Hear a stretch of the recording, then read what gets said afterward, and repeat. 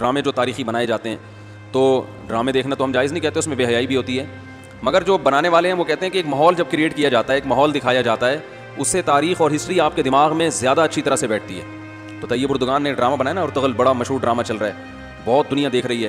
میں ڈراموں کو جائز نہیں کہتا، لیکن جو لوگ فلمیں دیکھ رہے ہیں پہلے سے بے حیائی کے کاموں میں پڑے ہوئے ہیں اور غلط غلط چیزیں دیکھ رہے ہیں، تو ہم ان کو کم از کم یہ مشورہ دیتے ہیں کہ یار انڈین فلمیں دیکھنے سے بہتر ہے یا جو آج کل وہ ڈرامے جو ہمارے فیملی سسٹم کو تباہ و برباد کر رہے ہیں، جب تم نے دیکھنا ہی ہے تو کم از کم ایک کم درجے پر آ جاؤ نا، اس کو دیکھ لو.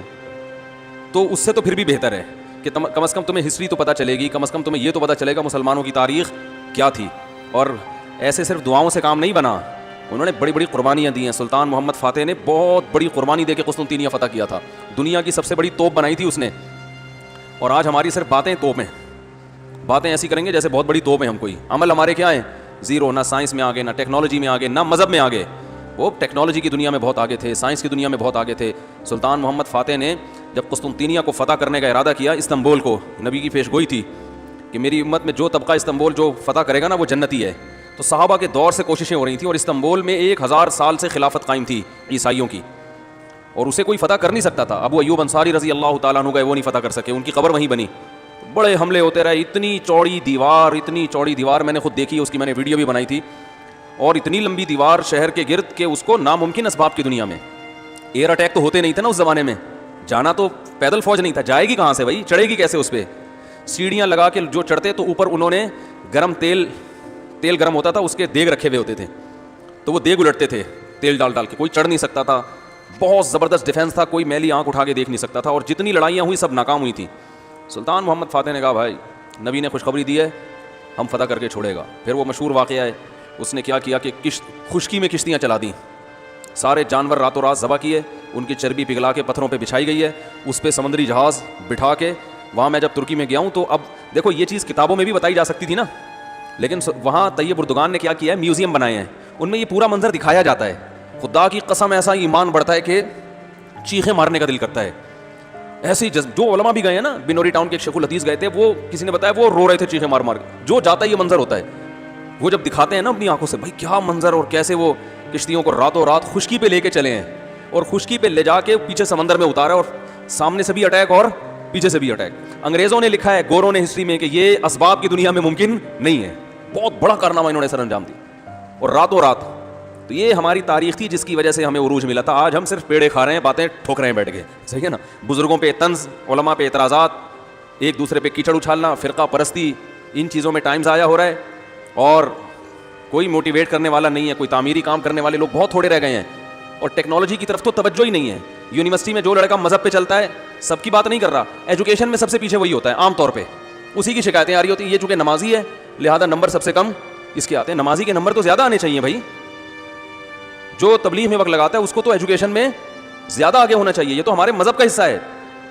صحابہ کرام نے جو ملکوں کے ملک فتح کیے، اور جو ہمارے تاریخ میں فاتحین ملتے ہیں، سب سے پہلا بحری بیڑا حضرت معاویہ نے بنایا ہے. سمندر پہ سب سے بڑی فوج جو اس وقت اتاری ہے، وہ کس نے اتاری ہے؟ حضرت معاویہ رضی اللہ تعالیٰ عنہ نے. اور نبی نے پیش گوئیاں سنا دی تھی پہلے کہ سمندر کی لڑائی ہوگی، اس میں جو شہید ہوگا اسے میں جنت کی خوشخبری دیتا ہوں. اور آپ صلی اللہ علیہ وسلم نے سمندر میں شہید ہونے والے کو زیادہ بڑا شہادت کا درجہ عطا فرمایا. میں نے تو سمندری لڑائی کے فضائل پر احادیث جمع کی تھی، ایک میرا بیان ٹوٹلی اسی پر ہوا تھا، سمندری لڑائی کتنی اہم ہے. نبی کو معلوم تھا میری امت سمندروں پہ بھی چلے گی. سمندر پہ چلنا ٹیکنالوجی کے بغیر ممکن ہے کیا؟ پھٹے لگا کے بیٹھ جاؤ گے اس پہ کہ ملاحوں کو بلاؤ گے یار تم مچھلیاں پکڑتے ہو، 2-4 پھٹے یہاں بھی، او بھائی لڑنا ہے اس پہ تو سامنے والا بھی لڑے گا. تو نبی صلی اللہ علیہ وسلم فرمایا جو سمندری لڑائی ہے، جو شخص سمندر پہ جہاد کرے گا، اس کے جو چکر آئیں گے نا، اس پہ بھی اللہ اس کو اجر دے گا.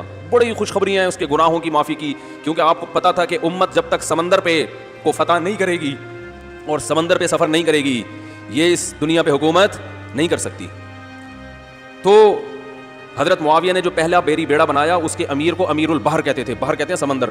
یہ امیر البحر کی ٹرم یہ انگلش میں منتقل ہوئی ہے، جس کو ایڈمرل کہا جاتا ہے. بہت ساری فوجی اصطلاحات اور سائنسی اصطلاحات عربی سے انگلش میں ٹرانسفر ہوئی ہیں، عربی سے انگلش میں گئی ہیں. آج میڈیکل سائنس میں بہت سے الفاظ ایسے ہیں جو عربی سے انگلش، مسلمان سائنسدانوں کے تھے وہ، لیکن اب دیکھو حال کیا بنا دیا. ایک نمبر کے سست نمازیوں کی حالت تو دیکھ لو جا کے. سب سے سست ترین جو ہوگا وہ دیندار بنا ہوا ہوگا. سب کی بات نہیں کر رہا, ڈاکٹروں میں ہم نے بڑے اچھے اچھے دیندار دیکھے ہیں, سائنسدانوں میں, ایٹمی سائنسدانوں میں تو دیندار زیادہ ہیں الحمدللہ, لیکن میجورٹی کی بات کر رہا ہوں کہ پتہ نہیں ہمارے ذہن میں یہ کچھ ایسا کسی نے, شیطان نے بات ڈال دی ہے کہ ہم نے صرف جو ہے ایک طرف کو فوکس کیا ہوا ہے, دوسری طرف کو ہم نے بالکل نظر انداز کر دیا ہے. تو بھائی جس طرح سے دین کی تعلیم انتہائی ضروری ہے, اس کی کوئی اس کی اہمیت کی کمی کا انکار نہیں کر سکتا. انگریز جو تباہ ہو گئے نا, فیملی سسٹم تباہ ہو گیا, زنا معاشرے میں پھیل گیا, والدین اولڈ ہوم میں, وہ وجہ کیا, مذہب نہیں ہے نا, مذہبی تعلیم نہیں ہے. لیکن ہم جو معاشی لحاظ سے تباہ ہو گئے اور ترقی میں پیچھے رہ گئے, وجہ کیا ہے, مادے پہ محنت نہیں کی ہے.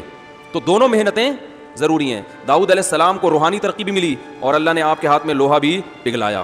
کیوں پگھلایا؟ تاکہ لڑیں, کیونکہ صرف نمازوں سے لڑائی ممکن نہیں ہے. ذکر کرتے تھے نا داؤد علیہ السلام, چاروں طرف سے پرندے جمع ہو جاتے تھے, ایسی خوبصورت آواز میں تلاوت کرتے تھے, ذکر کرتے تھے, والطیر محشورۃ کل لہ اواب. قرآن کہہ رہے پرندے, اور یا جبال اوبی ماہ والطیر, جب اللہ کا ذکر کر رہے پہاڑوں سے بھی لا الہ الا اللہ کی آوازیں آتی. یہ ذکر تھا, لڑنے کے لیے یہ نہیں ہے کہ اے داؤد ہم نے آپ کو ذکر بھی دیا اور آپ جو ہے روزے بھی رکھتے ہیں اور تہجد بھی پڑھتے ہیں, لہٰذا اب آپ کو تو اسلحہ بنانے کی ضرورت نہیں ہے, ویسے ہی فتح ہو جائے گی ایمان کی طاقت سے. نا نا نا نا نا, زرہیں بناؤ, قدر فی السرد, صحیح ہے نا, کڑیاں بناؤ, فوج تیار کرو, لڑائی کے لیے اصول بولتے کیوں نہیں بھائی, کچھ اور ہیں. تو دونوں چیزیں نہیں ہیں. داؤد علیہ السلام, سلیمان علیہ السلام کے گھوڑے بھی تو تھے, انہیں کیا ضرورت تھی گھوڑوں کی بھائی؟ کہتے میں اللہ کے اتنا عبادت گزار ہوں, میں اسباب اور وسائل کیوں, میں مصلی بچھاؤں گا, دعا مانگوں گا, ملک فتح ہو جائے گا. اور بھائی گھوڑے رکھے ہوئے ہیں, صحیح ہے نا, ان کو پیار کرتے تھے گھوڑوں کو, کیونکہ اس زمانے میں گھوڑا اور ٹینک برابر تھے, بلکہ ہوائی جہاز تھا گھوڑا اس زمانے میں, تو جنگیں گھوڑوں کے بغیر نہیں ہوتی تھی, گھوڑے تیار کیے ہوئے ہیں. تو لڑے ہیں وہ لوگ اور اسباب اور وسائل اختیار کیے ہیں. آج ہم پیڑے کھانے والی باتیں کرتے ہیں اور پیڑے کھا رہے ہیں بیٹھ کے, اور سمجھتے ہیں کہ بس یہ قرآن خوانیوں سے اور آیت کریمہ سے مسائل کیا ہو جائیں گے حل. تو یہ بھی ضروری ہے بھائی, وہ بھی ضروری ہے. تو میں بتا رہا تھا کہ وہ جو ڈرامے کی بات کر رہا تھا, تو ماحول بنانا پڑتا ہے نا. تو طیب اردگان نے کیا کیا کہ کیونکہ جو لبرل لوگ ہیں وہ ایسے ڈرامے, ایسی فلمیں بنا کے نا نوجوان نسل کا دماغ خراب کر دیا انہوں نے. اتنا دیکھو, اب محمد بن قاسم کو بھی لوگوں نے ڈاکو کہنا شروع کر دیا ہے, معاذ اللہ. وہ شخص جو سندھ میں اسلام لانے کا ذریعہ بنا, اگر وہ ڈاکو تھا تو اس سندھ میں اسلام کون لے کر آیا؟ انگریز کہے گا تمہارے تو اسلام, جو بر صغیر میں اسلام آیا سندھ کے راستے سے, سندھ کو تبھی باب الاسلام کہا جاتا ہے نا. بر صغیر میں اسلام کہاں سے آیا ہے؟ سندھ کے راستے سے. پھر پورے انڈیا میں بھی پھیل گیا اور بنگلہ دیش, برما, کہاں تک پھیلا ہے. تو انٹری جو ہوئی ہے محمد بن قاسم کے ذریعے ہوئی ہے. پروپیگنڈا دیکھو, وہ بھی چور, وہ معاذ اللہ وہ بھی ڈاکو, محمود غزنوی بھی ڈاکو. وجہ کیا ہے؟ جس کے ہاتھ میں میڈیا ہوگا نا, چلے گی اور سنی اسی کی جائے گی, آپ جو کچھ بنا کے پیش کر دیں. تو طیب اردگان نے کہا بھائی ان کو انہی کی زبان میں جواب دینا ہے. ناول لوگ نہیں پڑھتے, رسالے نہیں پڑھتے لوگ, تو نوجوان طبقہ فلمیں ڈرامے دیکھتا ہے. تو اس نے کہا ڈرامہ بناؤں گا, اور ایسا بنا کے دکھایا کہ آج رپورٹیں یہ آ رہی ہیں بہت سے غیر مسلمان ہو چکے ہیں. تو میں عام لوگوں کو وہ ڈرامہ دیکھنے کا مشورہ نہیں دیتا, اس میں عورتیں بھی ہیں اور کچھ کہا جاتا ہے, میں نے نہیں دیکھا وہ ڈرامہ, بے حیائی کے مناظر بھی ہیں. لیکن میں ان لوگوں کو جو غلط چیزیں دیکھ رہے ہیں ان سے کہتا ہوں یار کچھ دیکھنا ہی ہے تو پھر ادھر دیکھ لو, جو نہیں دیکھ رہے وہ کچھ بھی نہ دیکھیں, وہ پھر اس کے بعد پھر آگے بھی جائیں گے, وہ یہ دیکھ کے پھر وہ ان کو شوق پیدا ہوگا ذرا فلمیں بھی دیکھیں. اور جو نہیں دیکھ رہے وہ تو بچے رہے ہیں, جو دیکھ رہے ہیں تو بری چیزیں دیکھ رہے ہیں تو بھائی یہ دیکھ لو پھر. تو اس سے کم از کم ایک کریٹو سوچ پیدا ہوگی تمہاری, اور کم از کم ایک تعمیری سوچ پیدا ہوگی, مسلمانوں کی ہسٹری کا تمہیں پتہ چلے گا. تو اردگان کی سوچ چونکہ یہ تھی اس لیے اس نے وہ کر دیا, اور اس سے بہت لوگ پریشان ہیں اس ڈرامے سے. یعنی اس سے جو اسلام دشمن قوتیں ہیں پوری دنیا میں پابندی لگانے کی کوشش میں لگی ہوئی ہیں. ابن تیمیہ رحمہ اللہ کا قول ہے نا, تمہیں باطل کی پہچان نہ ہو نا کہ حق کیا ہے اور باطل کیا ہے, تو دیکھ لو باطل کے تیروں کا رخ کس طرف ہے. سارے باطل جس کے پیچھے پڑے ہوئے ہو نا, سمجھ لو یہ کیا ہے, حق ہے. تو ان کو پتہ ہے اس کا اثر کیا پڑ رہا ہے. تو ماحول جو کریٹ کیا جاتا ہے, ماحول قائم کیا جاتا ہے, اس سے جو لیسن ملتا ہے وہ ویسے زبانی سمجھانے سے نہیں ملتا.